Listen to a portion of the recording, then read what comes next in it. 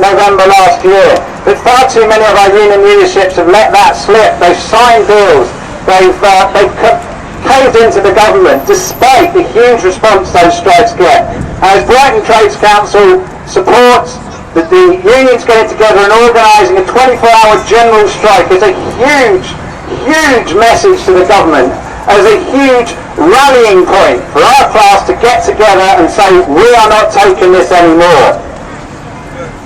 Ian is going to explain about privatisation. Privatisation is of course the flip side of cuts. The NHS, it's not saving money to privatise, it will cost more, and it will cost us certainly more in our health. Ian, do you want to... I'm rambling. Hi, you're right. Some of you may have already heard about the privatisations going on at Sussex. 235 people, 235 workers face the threat of privatisation. A private company will come in and buy up the services, and not to provide a better service, but to line their pockets. And this could mean workers being put onto private sector pensions, their conditions slashed, and the services provided worsened because of that. And privatisation is something that's been happening more and more around the country. It's you know, they're testing the water to see how much they can get away with, and I think Sussex is an example of that. The Vice Chancellor, Michael Farthing, who earns 235 grand a year to turn up for 3 days a week and cut services and cut jobs and privatise. Shameful! And if you think these people were appointed by the last government, think of the people who will be appointed by this government as Vice Chancellors, of managers in the NHS. We can see a taste of what's going to come.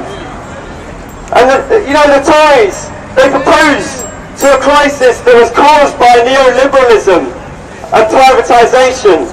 They propose more neoliberalism, more privatisation. It's like drinking to cure a hangover. Yeah! And meanwhile, the lib-dems across the road, they've got the nice fences up to keep the people out who they claim to represent. And they sold their souls for a sniff at the sweaty armpit of power.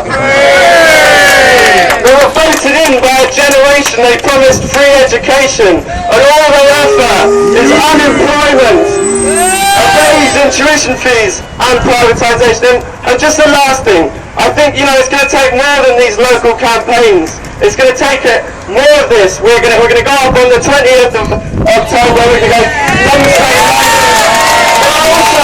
We're also going to take that message forward into the workplaces and into the streets. We need more than just marches. We need strikes. We need a nationwide general strike. And just the last thing, for the campaign up at Sussex, there's going to be a demonstration this Wednesday in Library Square at 1 p.m. and we'd like you to come along, because solidarity is the only thing we have. We only have each other. There is power in numbers, and we ask you to come and support our struggle, and we will support yours.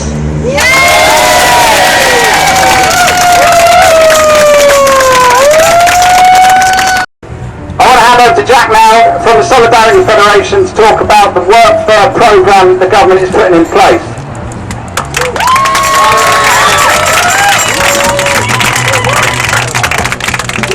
Hi, I apologise, I'm a bit of a muffled speaker. Didn't realise I was going to be doing a speech here until about 15 minutes ago, so I apologise in advance. I'm here representing the various campaigns against workfare that are going on in the country. We see the workfare as being one of the prime attacks that's being pushed by the coalition at this moment.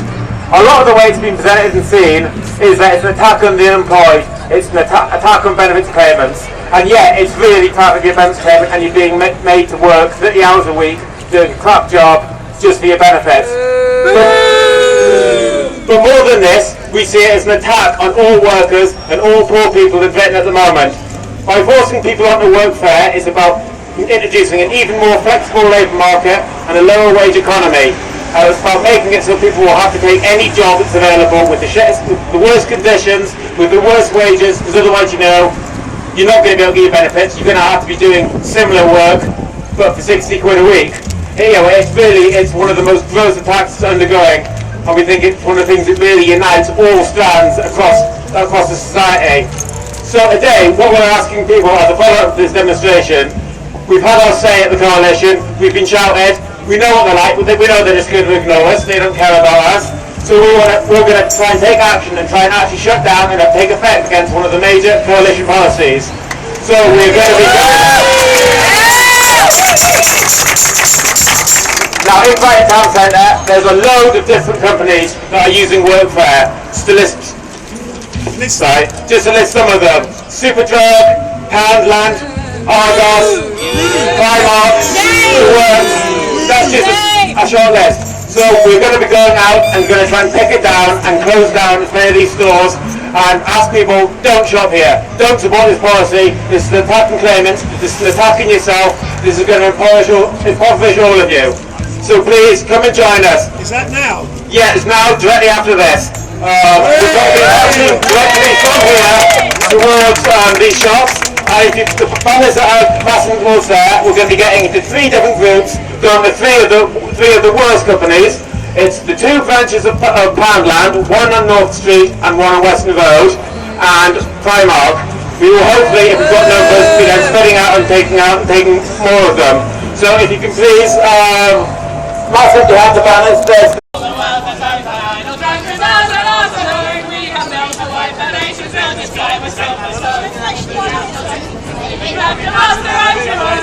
union makes us strong.